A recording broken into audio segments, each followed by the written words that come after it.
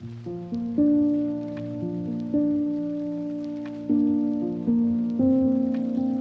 वालेकुम व्यूअर्स, कैसे हैं आप? उम्मीद करती हूँ खैरियत से होंगे।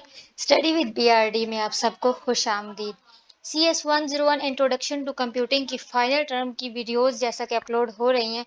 फाइनल टर्म प्रिपरेशन के लिए मैंने मुख्तलिफ वीडियोस अपलोड कर रही हूँ, जिनमें से मैंने एक जो है वो इंपॉर्टेंट टॉपिक्स की वीडियो अपलोड की, जो अभी तक आपने अगर नहीं देखी तो डिस्क्रिप्शन में मैं उसका लिंक दे दूँगी। ज़रूर विजिट कीजिए, ज़रूर देखिए, उन इंपॉर्टेंट टॉपिक्स को ज़रूर तैयार कीजिए, क्योंकि बहुत इंपॉर्टेंट है वो आपके फाइनल टर्म एग्जाम के लिहाज से।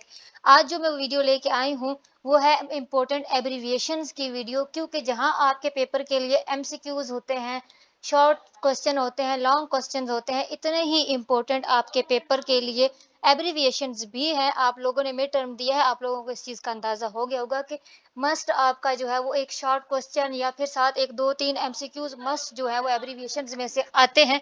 इसलिए फाइनल टर्म के सिलेबस में आपके जितने एब्रीविएशंस मौजूद थे वो सारे मैंने इस फाइल में लिख दिया है। कोई एब्रीविएशन इसके अलावा आपकी बुक में मौजूद नहीं है। इसलिए इस एक फाइल से आप अपनी पूरी बुक के एब्रीविएशंस बहुत आसानी से याद कर सकते हैं।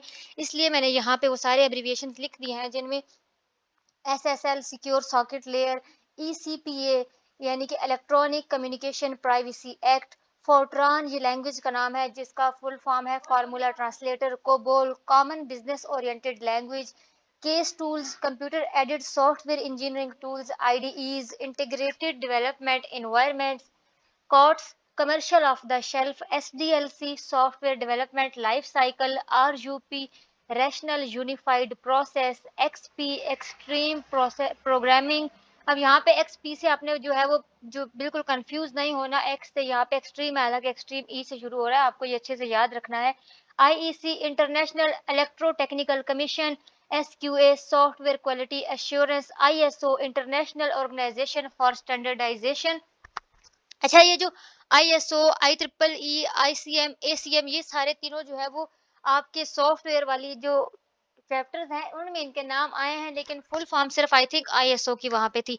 लेकिन पिछली बार पेपर में जो है ये IEEE भी आ गया था, इस वजह से मैंने फिर इनकी एब्रीविएशंस भी यहाँ पे लिख दिए। आई होप आई थिंक आपको बुक में नहीं मिलेंगी तो परेशान नहीं होना, क्योंकि ये नाम यूज हुए हैं आपकी बुक में, एसीएम का भी, IEEE का भी, आईएसओ का भी। तो इस वजह से मैंने यहाँ पे एब्रीविएशंस लिख दिए हैं कि किसी भी लिहाज से आपके पेपर में अगर आ जाए तो मेरे स्टूडेंट्स तैयार हो इस चीज़ के लिए। ये सारी वो ऑर्गेनाइजेशंस हैं जो स्टैंडर्ड्स बनाती हैं सॉफ्टवेयर बनाने के लिए, यानी अगर आपने कोई सॉफ्टवेयर बनाया तो आपको इनसे ऑथराइज्ड करवाना पड़ेगा। तो वो सारा यानी कि जो उसके सिक्योरिटी इश्यूज होते हैं ना उनसे रिलेटेड ये सारी ऑर्गेनाइजेशन होती हैं तीनों।